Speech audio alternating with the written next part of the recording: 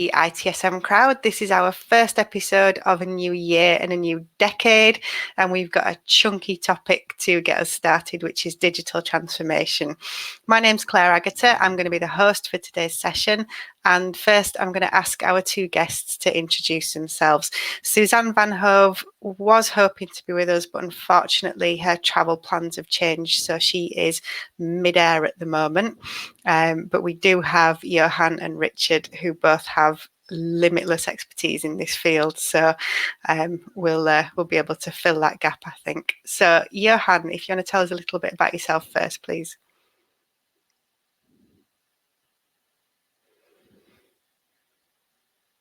Johan, do we still have you?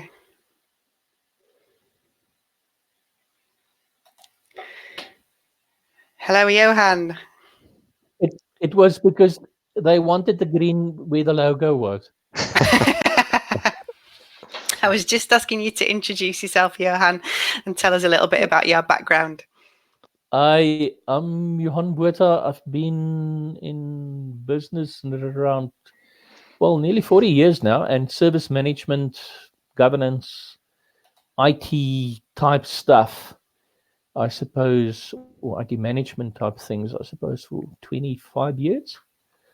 So very involved in the good and best practice community, and hopefully helping people to do things better. Thank you very much. And Richard? Yes, so my name is Richard de Kock, and currently work for Microsoft. Been in the ITSM industry for many years, about 11 or so for now. Been focusing a lot on digital transformation and helping customers reinvent their operating models to be more effective with cloud technologies, etc. So also had the liberty of being involved in a lot of research around digital transformation, formal research, etc. So yeah, great topic to be kicking the year off with, because a lot going to be happening in that space hopefully this year as well. Perfect, thank you. And just to remind people who are watching us live, you can ask questions in the YouTube comments box, and we will see those. We will be able to pick them up during the broadcast. So if you've got something that you want to ask our panel, by all means, please do pop it in there.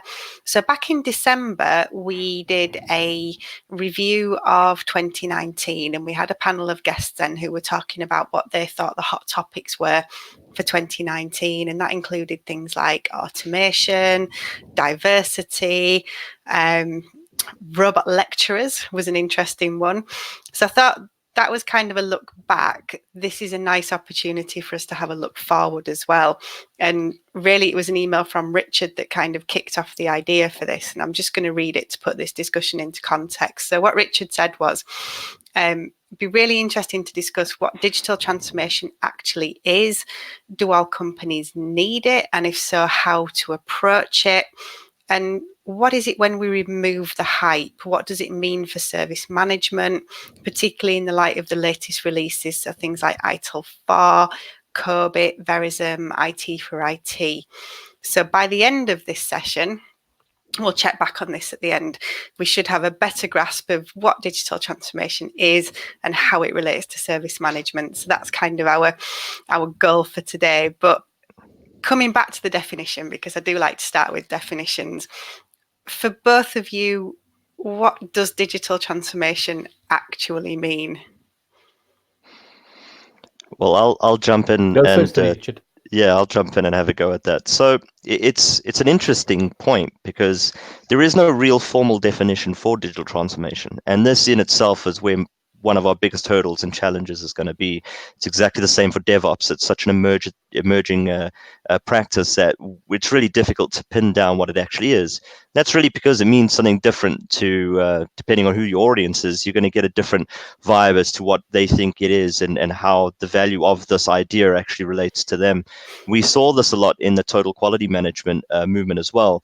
A lot of research was done post TQM period, and there's a lot of evidence to suggest that the lack of traction, I mean, there was a lot of traction gained, but the lack of it really producing the results it sort of promised to deliver was due to the fact that it just had too many definitions, and people weren't able to hinge onto one. from the research that was performed that I did, what I managed to get involved in, I think the closest definition I could get as a generic definition is it's really around, and it's not verbatim, but it's a company's ability to continually play with emerging practices and technologies to try and continually reinvent themselves in a way that gives them a sustained competitive advantage in the market. Mm-hmm.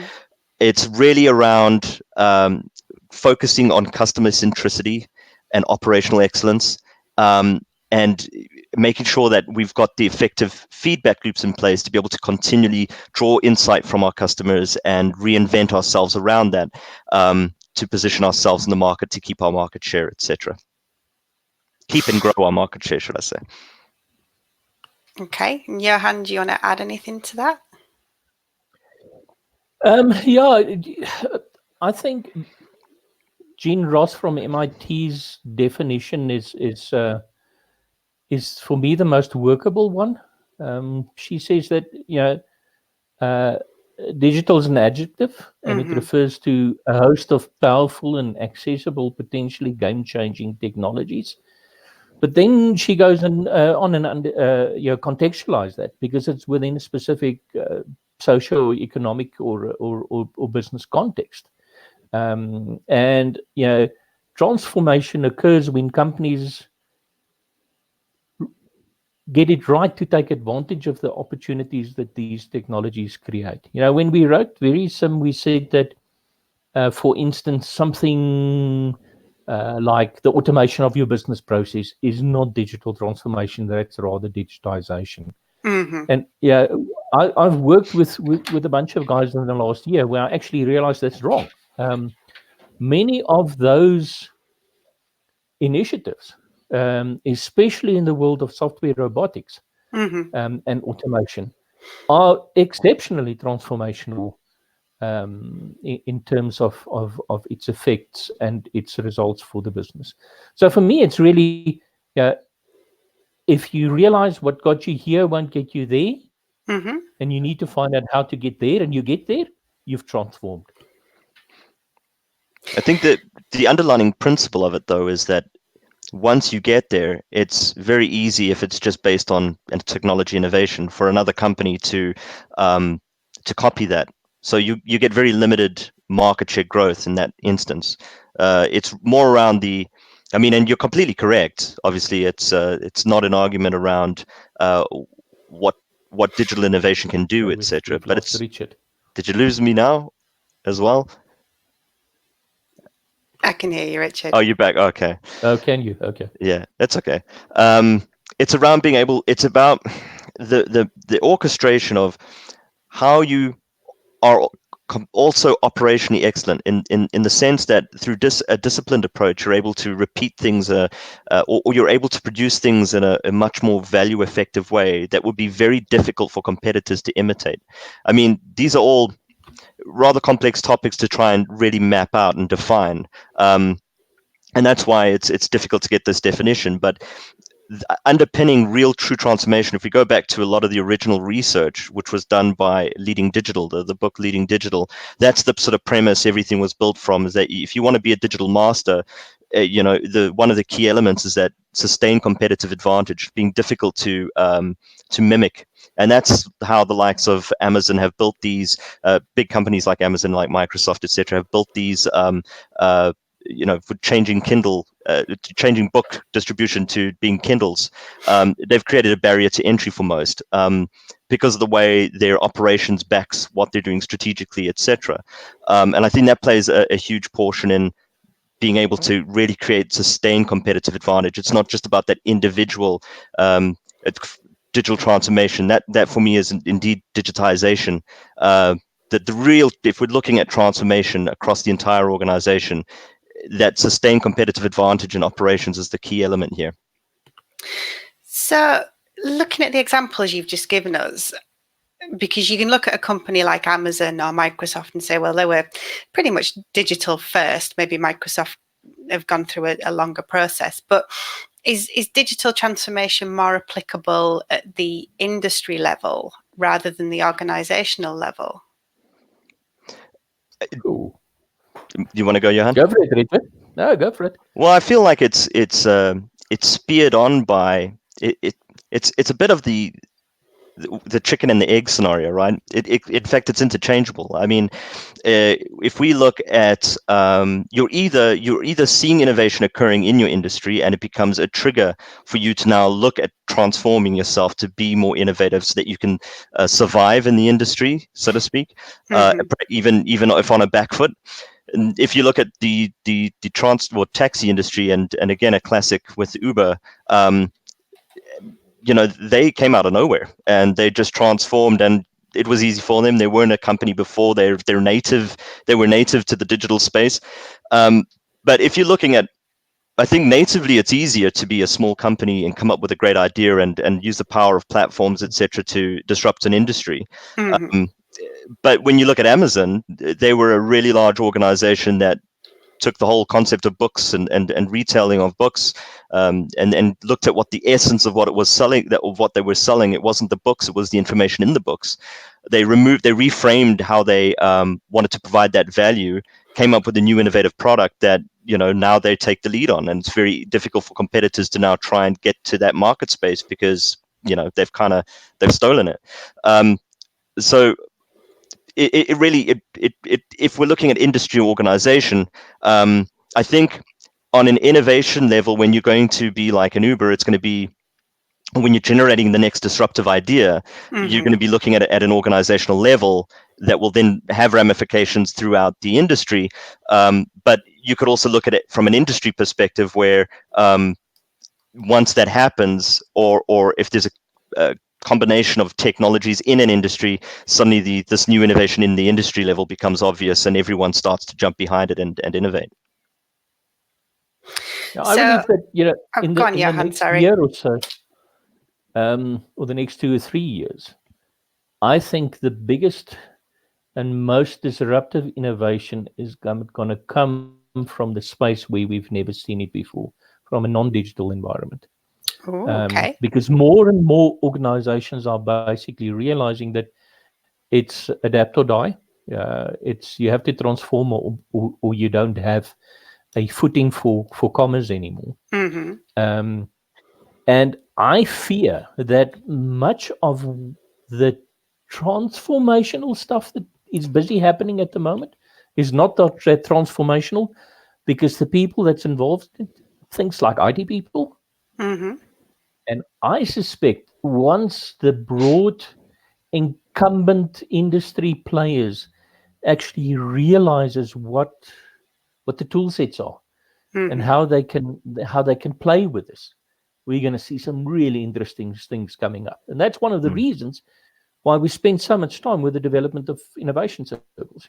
Because the intent is to get incumbents to be able to be as smart as the smart Alex on the corner that just left school and came up with a new idea. Because essentially, that incumbent organization has got access to more than the smart Alex, because we say technology lowers the barrier to entry. But these organizations do have a lot of resources. And anybody that thinks that resource doesn't make a difference it's got a thing coming. I think that there's some interesting stuff that's going to happen. Yeah, if I look at the trends coming up from a digital transformation space, it's going to have an impact, especially on ITSM. It's the fact that we're going to the X as a service, so anything as a service. Now that's kind of an industry-driven trend that's coming across. Again, I'm unsure as to whether or not that message is a business one or more, again, an IT one. It's difficult to look at trends or digital transformation as a topic in the industry now to ascertain, is this being led from a business or from an IT discussion perspective, right? It is in fact a business discussion, and I think IT leading the discussion can sometimes be a bit of a hindrance, because again, we're losing context as to why we're doing the transformation we're doing, and we get caught up in the excitement of a technology, etc. But this concept of everything as a service, I mean, we're seeing like Microsoft has completely rewritten its on-premise products. We're publishing everything as a service. We've got our portfolios moved towards that almost in its entirety. to provide more value. And that what that's doing is it's just going to be putting additional pressure on IT service management to come up with. So looking at organizations that are both needing to consume new things as a service, but also in them trying to move their portfolio to being more of a service-oriented portfolio. There's a lot of pressure on IT to being able to do this in real time and effortlessly and almost just plug and play and that kind of capability. And that's going to be bringing a lot of interesting new dynamics to this the age-old IT and business relationship. So it's going to be interesting to see the formulation around that in the coming year. I think it's going to we'll start seeing a lot more discussions around how IT is going to be enabling business to provide more of a service-based portfolio to their customers as well. So coming back to your question then, Richard, what role do you see service management playing in this? So I think, service management's got it's got one major drawback, and it's got a lot of benefits. So the major drawback is that we immediately associate IT service management to a bunch of frameworks, but IT service management is more of a discipline. So if we stripped away our mind shifting to a particular framework and looking at IT service management as a discipline, we suddenly realize we've got a lot of really great tools at our disposal to approach business with. The IT service management comes from it was and is in a large extent a quality framework used to help you establish good quality services. A lot of that's changing, the dynamics that changing. It is becoming more of a strategic element, and focusing a lot more on strategically how do we create more strategic services, etc. And we could see this in a lot of previous frameworks, the last 10 years. But I think the emphasis of the strategic element, when I performed a lot of the research in how IT service management will be an enabler for digital transformation, it really primarily set a lot on the strategy portfolio area.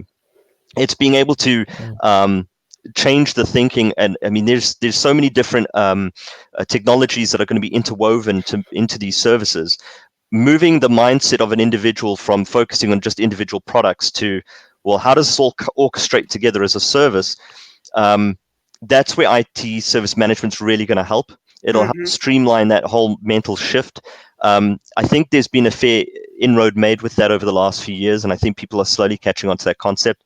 But I'm hoping and expecting for that to really take off in the next year to 2 years, especially with these new demands that have been placed on us.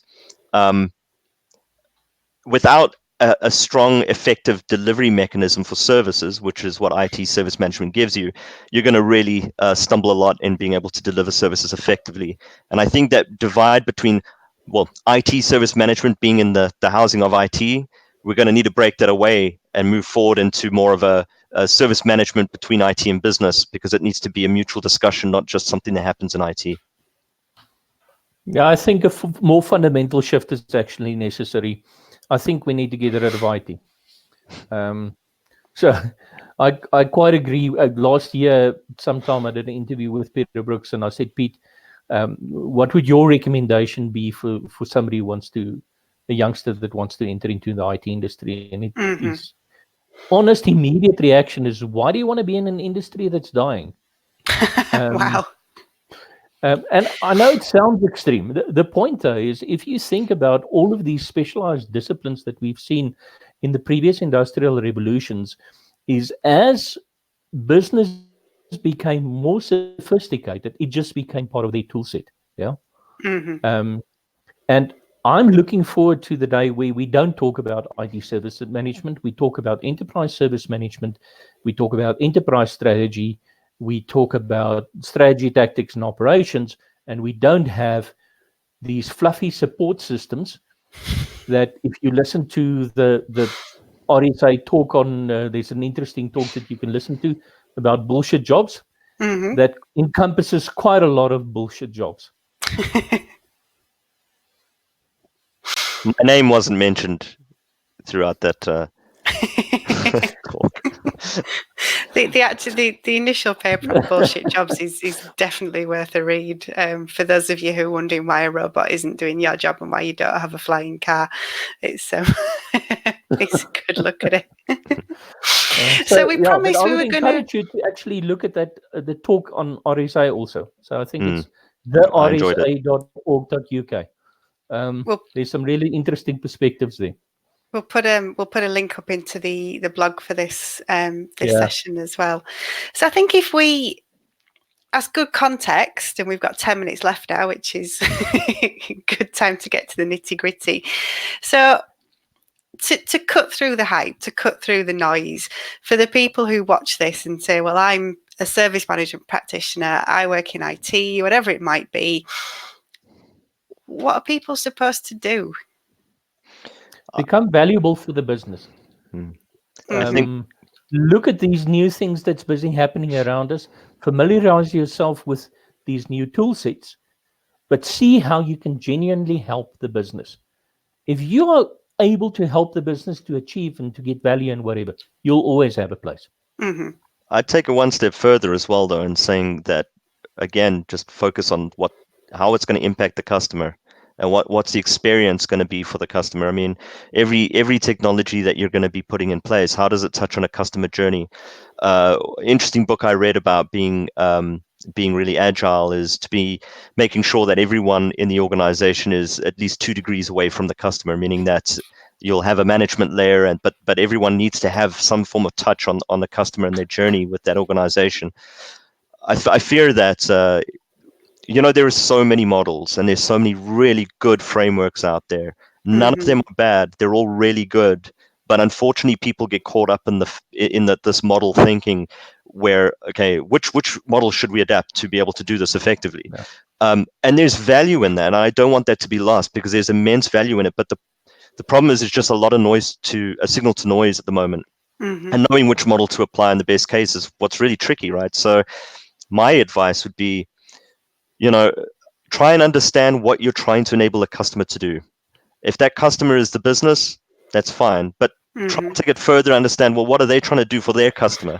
And really try and get to the roots of that. And then exactly as Johan said, how do we provide real value here? Or is this just an initiative that is back-end administration and doesn't really, if we just need to tie it up to the bottom line and the value that the customer is going to get.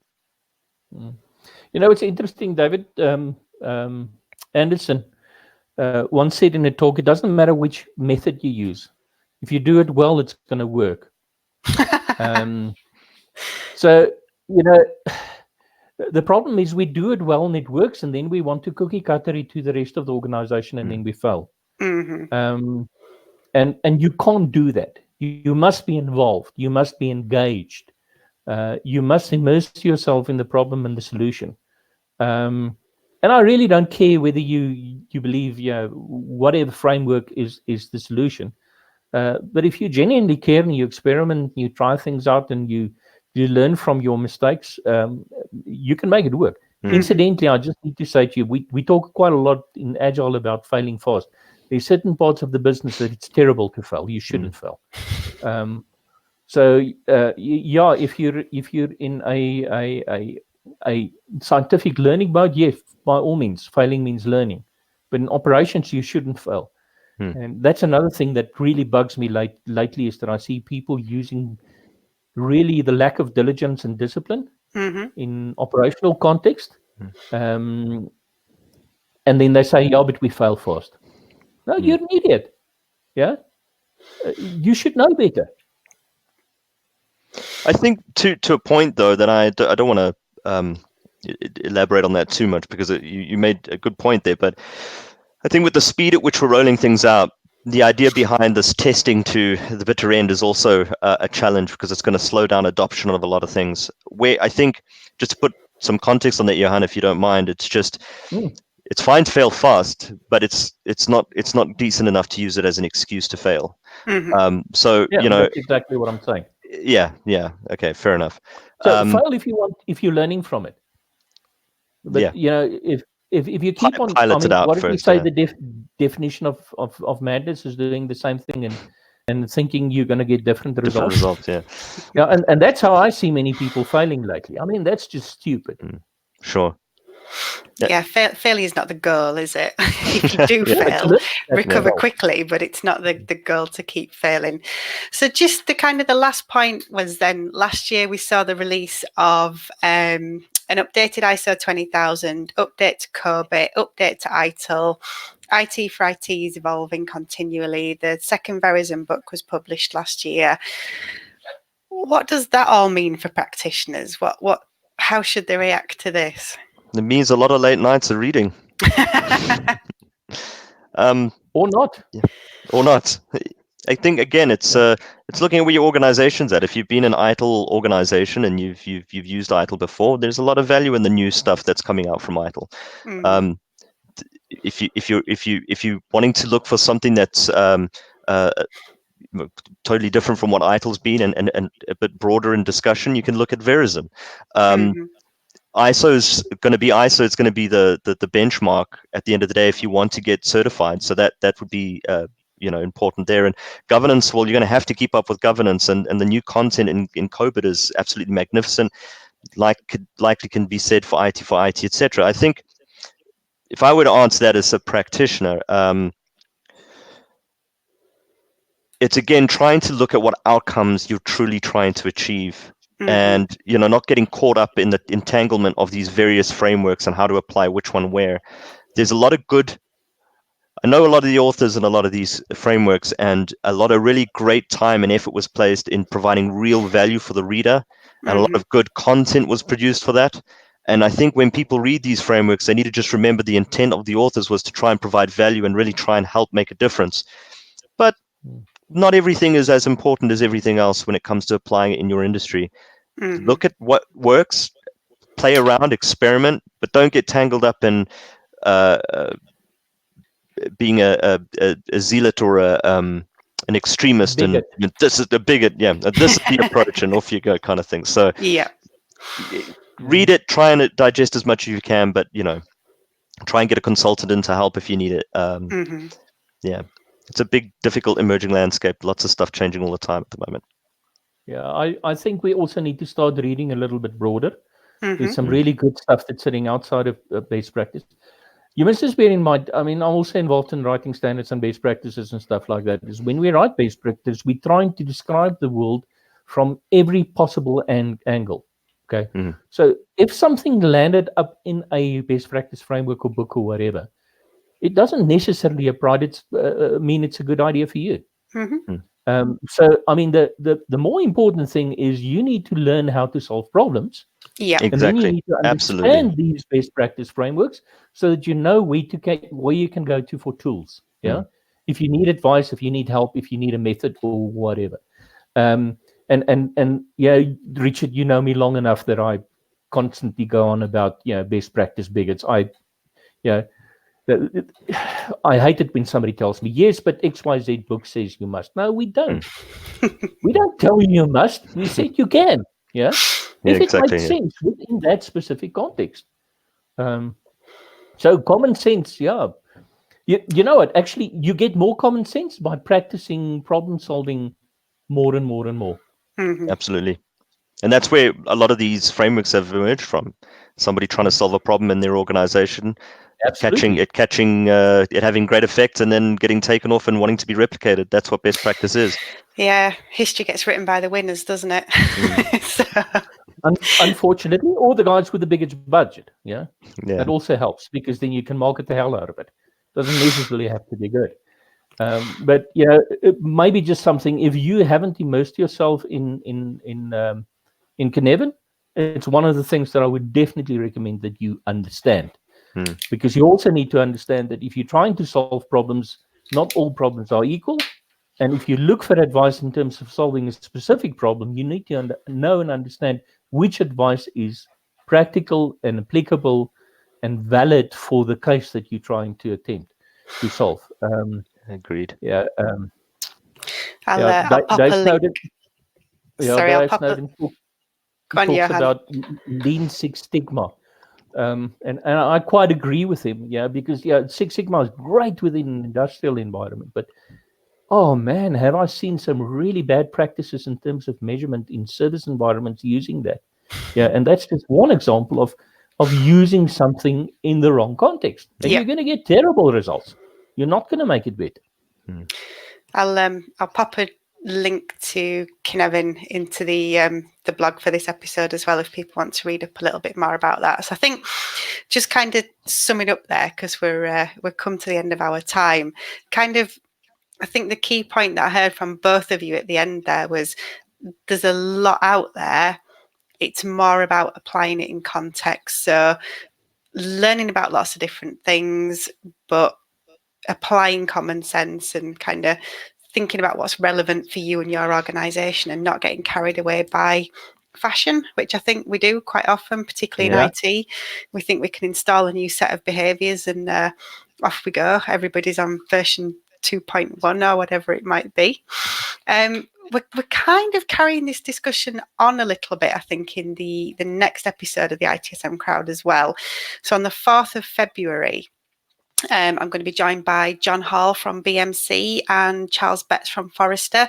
And we're going to be talking about the fact that there is more technical knowledge required from service managers now than perhaps there used to be when we were able to say, you know, I'm service manager, I'm technology agnostic. So we're going to kind of dig into that topic a little bit more as well. But for today, thank you so much, Richard. Thank you so much, Johan. That was a really, really illuminating session. And I will see everybody on the next episode of the ITSM Crowd. Thanks, everyone. Cool. Thanks, Lee. Bye, everyone. Cheers, Richard. Thanks. Bye-bye. Cheers. Bye.